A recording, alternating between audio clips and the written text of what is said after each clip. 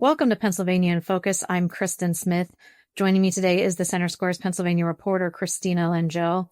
It's been a really difficult few weeks in the nation for politically motivated violence, and in Pennsylvania, that was no exception. We had several incidents this week that continued despite pleas from our governor to tone down the rhetoric and to choose words instead of violence. In fact, he kicked off the week with that message in Pittsburgh. So tell us more about what he said there. Yeah, so the governor had been chosen to speak at the Eradicate Hate Summit in Pittsburgh, I think months before, the events of the past week. So he was chosen for this largely because of the way that he responded to the political violence that attacked personally him and his family when he was firebombed in the governor's residence. So, he was an obvious choice for someone to speak about this because throughout all of that, his refrain was just to ask everyone to act and lead with moral clarity. He didn't get into and still hasn't got into very much of the details about the motive that the person who attacked him had. He's kind of left that to the district attorney, and he's really focused on how do we tone down the rhetoric happening. So the fact that this summit happened coincidentally just, within a week of Charlie Kirk's assassination certainly brought into the spotlight something that was, pretty pressing issue at the time.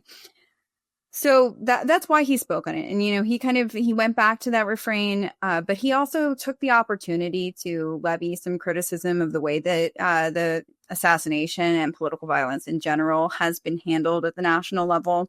He definitely took some swipes at the Trump administration for what he referred to as censorship, saying that, we need to respond to bad speech with more speech. We need to have conversations, and that, that's really central because we see violence when people perhaps aren't speaking to each other, when we're not able to have those sorts of conversations.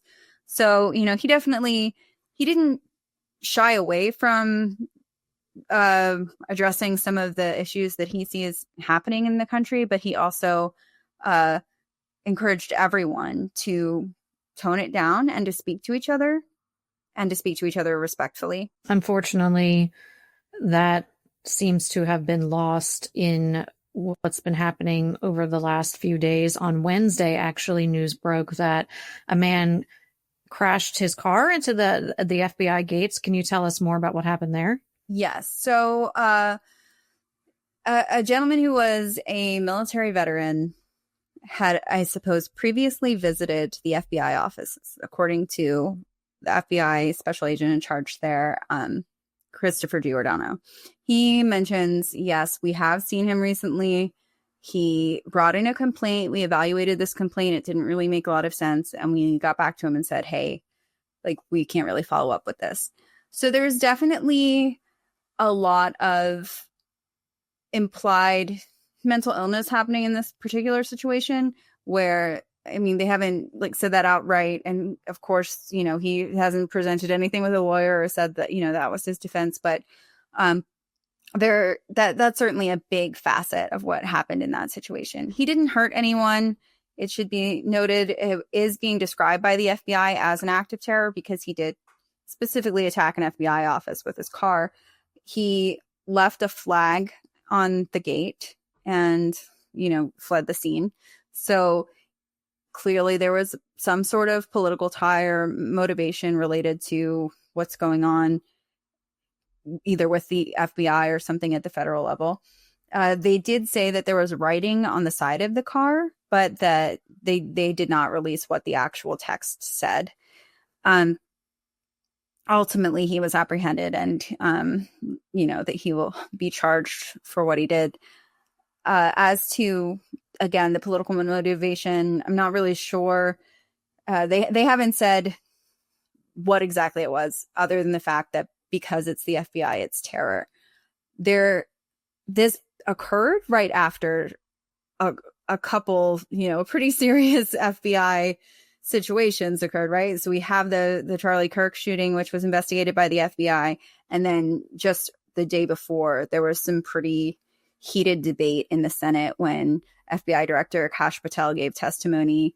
And there's a lot of anger still amongst Democrats and a lot of Republicans about whether or not the Epstein files will ever be released, and other ways that the FBI's management has been in question. I have no idea, again, if that has anything to do with why this person rammed the gate. They have not said so, but that's just kind of a picture of what's going on with the FBI in the news lately.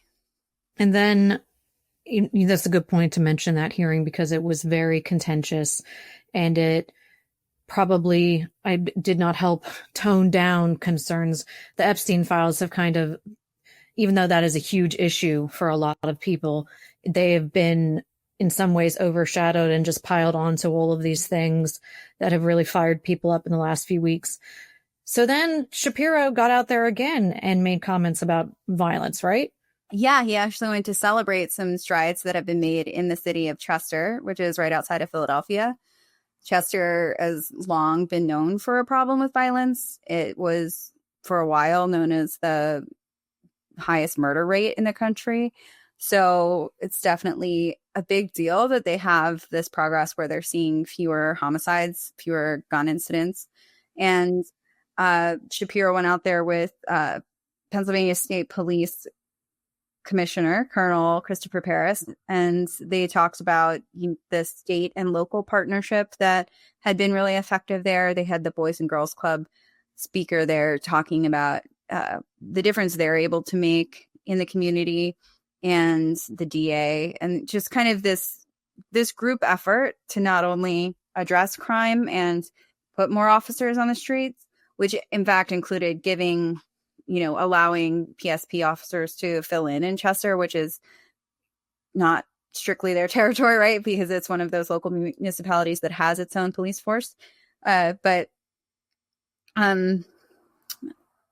there's an increase of police force, but they also really highlighted the social programs that they had put in place to prevent violence from happening in the first place, and the increased trust between the police in the area and the community, which they say allowed them to see more tips, more cooperation that prevented, further acts of violence from people who may have been involved in crime.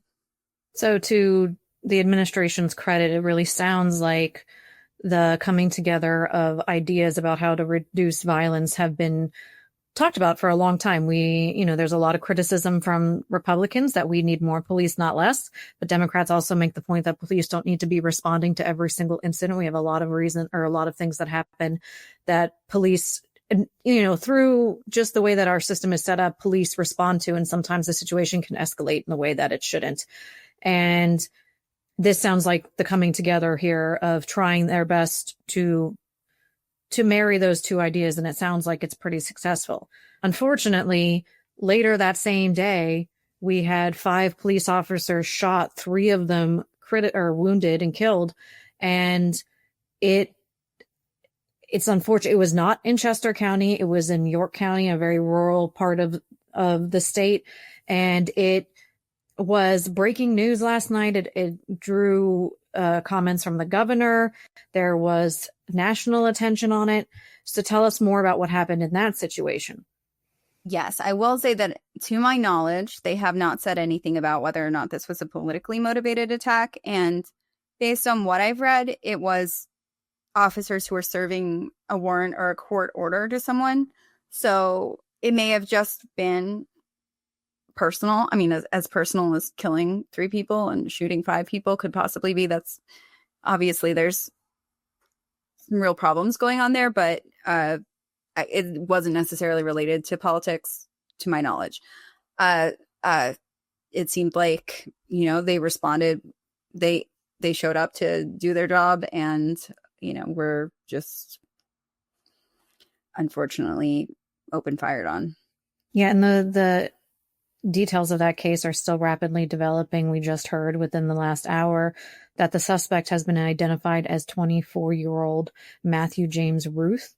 And it's unfortunate because it seems to highlight a continuing pattern, although we don't know the motive for this attack. It does sound more domestic in nature, since he was being served a warrant for, or not a warrant, but a protection from abuse order, I think.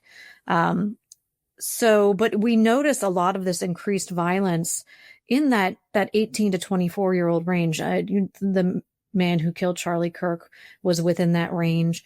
And there's been a lot of renewed discussion about how is the internet impacting this younger subset of men particularly, and seems to be, unfortunately, we can't say that, there is a definite cause here, but it has renewed that conversation about what the depths of the internet are doing mentally to young people.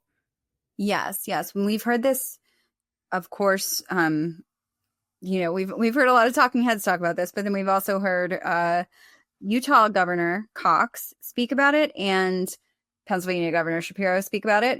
They're very ideologically different people. However, they both kind of had this very strong conclusion about the internet. Specifically, Cox called it a cancer. He said basically that these executives in technology companies have figured out how to hijack our brains and really keep people addicted to the dopamine that we get from outrage, right? So he's saying point blank, like that's a huge part of what's wrong with the level of political tension and divide in this country and the way people are acting out.